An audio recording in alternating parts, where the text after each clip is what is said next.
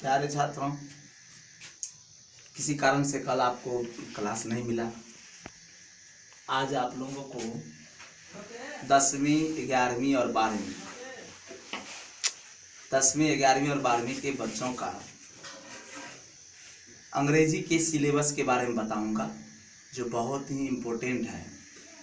10वीं वाले बच्चों का एग्ज़ाम 2 महीने के बाद होने वाला है। एक फरवरी से इंटर की एग्ज़ाम होगी और 17 फरवरी से मैट्रिक का एग्ज़ाम होगा। तो आपको थोड़ा सा जो इम्पोर्टेंट चीज़ें हैं अंग्रेजी के बारे में, कि आपको अंग्रेजी में किस टाइप का क्वेश्चन होगा, क्या रहेगा, किस लेसन से क्या रहेगा, उसके बारे में मैं बारीकी से बताता हूँ। सिलेबस ऑफ इंग्लिश,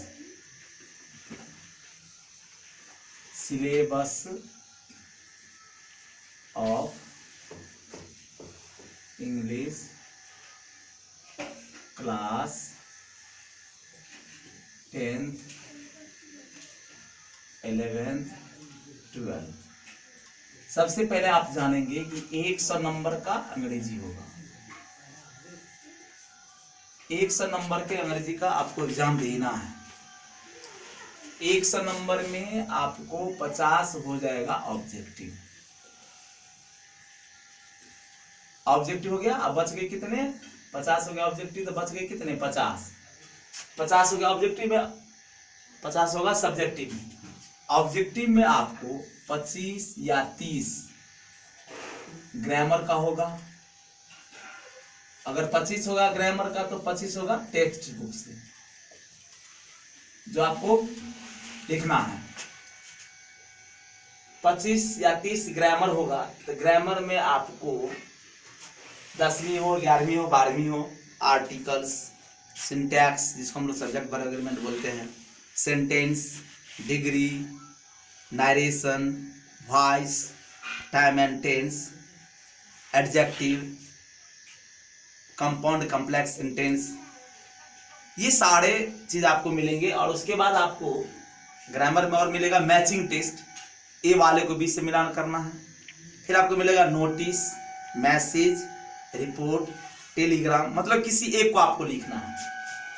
तो आप देखेंगे कि ऑब्जेक्टिव जो होगा, वो ऑब्जेक्टिव जो है वो आपके विषय का सबसे हाई स्कोरिंग पोर्शन है। अगर आपका, आज हम शॉर्ट में वीडियो देंगे, शॉर्ट में आपको क्लास बताएंगे, ज्यादा लंबा नहीं देंगे समय, फिर अगले दिन बताएंगे। तो ऑब्जेक्टिव में आपको 50 ऑब्जेक्टिव होगा। 50 ऑब्जेक्टिव में आपको क्या होगा? 50 ऑब्जेक्टिव हो गया। ऑब्जेक्टिव में आपको ग्रामर मिलेगा, फिर टेक्स्ट बुक से रहेगा। टेक्स्ट बुक में आपको क्या करना है? लेसन का नाम और पोएट का नाम, ये निश्चित रूप से याद कर लेना है। और उस पोएट ने जैसे मान के चलिए 10वीं वाले बच्चों का the pace for living has written by R C. Hutchinson, आपको दे देगा R C. Hutchinson has written by dot dot, लिखेंगे द पेस फॉर लिविंग। उसी तरह से 11वीं के बच्चों को दे देगा animals in prison has written by, तो हम लोग लिखेंगे जवाहरलाल नेहरू। 12वीं के बच्चों का होगा Indian civilization and culture has written by Mahatma Gandhi. तो महात्मा गांधी, अब महात्मा गांधी ने भी फिर क्या लिखा था? माय एक्सपेरिमेंट विद ट्रुथ, ये लिखा महात्मा गांधी। ऑटोबायोग्राफी लिखा महात्मा गांधी। तो ये सारे चीज आपको ऑब्जेक्टिव में रहेंगे। सब्जेक्टिव में क्या होगा? तो कंप्रीहेंशन आपको मिलेगा, कंप्रीहेंशन के लिए या पैसेज के लिए।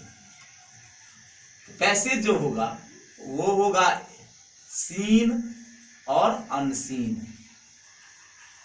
अनसीन पैसेज आपको 20 नंबर का लिखना है, 14 नंबर का लिखना है। अनसीन पैसेज 14 नंबर का, सीन पैसेज 6 नंबर का। अनसीन पैसेज जो है, अब देखिए सब्जेक्टिव में 50 नंबर आपको लिखना है, तो 50 में आपको 14 नंबर होगा पैसेज। अनसीन पैसेज जिसको आपने कहीं देखा नहीं है। सीन पैसेज होगा जिसको आपने कहीं ना कहीं पढ़ा है। 14 6 20 हो गया, तो 50 में 20 नंबर का जो ये सीन और अनसीन पैसेज हुआ, ये दोनों पैसेज में आपको क्या मिलेगा? तो क्वेश्चन भी रहेगा, आपको क्वेश्चन ही, और क्वेश्चन में से ही आंसर लिखना है। मतलब क्वेश्चन भी सामने, आंसर भी सामने, जो बहुत बेहतर है, बड़ी आसानी से आप लिख सकते हैं। जैसे किसी पोएट के बारे में रहेगा और उसका क्वेश्चन नीचे में रहेगा, तो उसी में से खोज के आपको लिखना है। तो 14 और 6 20 हो गया। तो 20 नंबर का जो पैसेज होगा तो 50 में से 20 आ गया, आसानी से आप लिख सकते हैं। बच गए कितने? 30। अब 30 में क्या होगा? 30 में से आपको पुनः लेटर लिखिए या एप्लीकेशन लिखिए या मैसेज लिखिए या रिपोर्ट लिखिए। अगर लेटर होगा 5 नंबर का तो 5 नंबर फिर घट गया, आप गए 25। फिर आपको 5 नंबर का क्या होगा? ट्रांसलेशन होगा। ट्रांसलेशन बन गया तो बच गया 20। 20 नंबर में एक लेसन जो होगा वो होगा समरी।